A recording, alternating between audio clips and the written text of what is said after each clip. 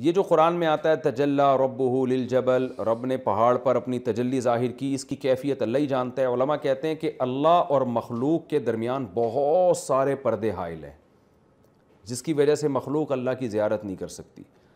تو حدیث میں آتا ہے ایک انگلی کے بقدر اللہ نے تجلی کا ظہور کیا ہے، یعنی ایک تشبیہ دی گئی ہے کہ یعنی کروڑوں اربوں پردوں میں سے اللہ نے ایک معمولی سا پردہ ہٹایا ہے پہاڑ کے سامنے، جس کی پہاڑ تاب نہ لا سکا۔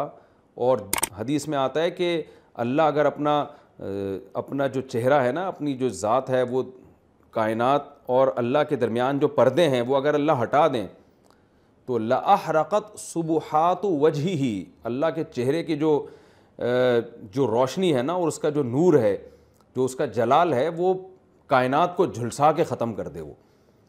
تو یعنی اس کے جمال اتنا ہے کہ اس کی تاب نہ لا سکے یہ کائنات۔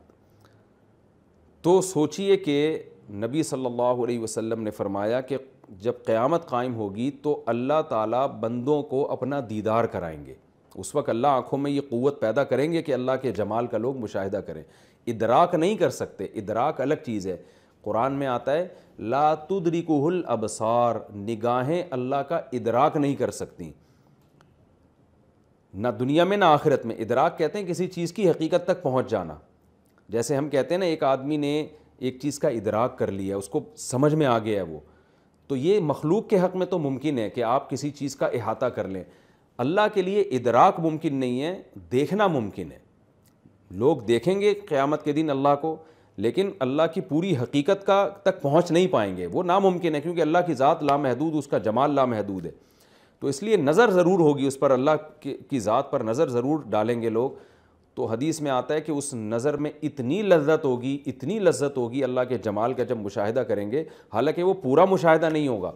تو آپ صلی اللہ علیہ وسلم نے فرمایا کہ جنت کی تمام نعمتیں اس لذت کے سامنے ہیچ معلوم ہوگی، لوگ بھول جائیں گے ان تمام نعمتوں کو۔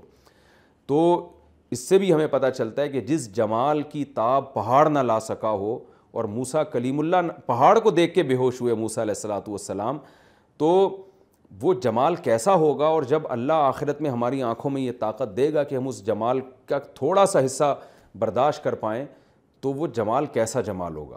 تو یہ چیز بھی ایک جنت کی نعمتوں میں سے ایک بہت بڑی نعمت ہے، جس کو تلاش کرنے کے لیے مسلمان کو جنت پر حریص ہونا چاہیے اور ایسے اعمال کرنے چاہیے جس سے ہم آخرت میں اللہ کا دیدار کر سکیں۔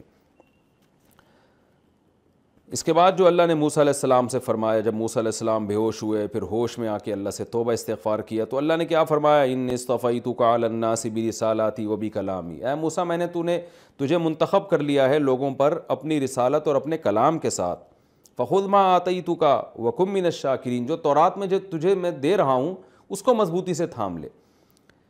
اس میں بھی علماء نے ایک بڑا اچھا رب بیان کیا ہے کہ موسیٰ علیہ السلام جب ہوش میں آئے تو اللہ نے فرمایا کہ اے موسیٰ تو میری زیارت دنیا میں نہیں کر سکتا، لیکن میں تجھے تورات کی صورت میں ایک ایسا سرما دے رہا ہوں کہ اس کو تو اپنی آنکھوں میں لگائے گا تو آخرت میں میرے دیدار کی طاقت تیرے اندر پیدا ہو جائے گی۔ لہذا میرے دیدار کی بحث کو چھوڑ دے، کیونکہ دنیا خواہشات پوری ہونے کی جگہ نہیں ہے، دنیا دار العمل ہے۔ تو دار العمل کے لیے کیا ہے؟ میں نے تجھے لوگوں میں منتخب کیا اپنا پیغام پہنچانے کے لیے، لہذا تو نے تورات خود بھی مضبوطی سے عمل کرنا ہے اس پر، اور اپنی قوم کو بھی کہنا ہے کہ اس کے اچھے اچھے حکام کو مضبوطی سے تھام لیں۔ گویا یہ وہ سرما ہے کہ جب تورات پر اے موسیٰ تو عمل کرے گا اور تیری قوم عمل کرے گی تو تیری آنکھوں میں اس سرمے کے ذریعے وہ طاقت پیدا ہو جائے گی کہ آخرت میں تو میرا دیدار کر سکتا ہے، کیونکہ اللہ کے دیدار کی خواہش بھی ایک لذت ہے نا۔ تو یہ لذتیں پوری ہونے کی جگہ جنت ہے، اور یہ جنت ان لوگوں کو ملے گی جو تورات پر مضبوطی سے عمل کرتے ہیں۔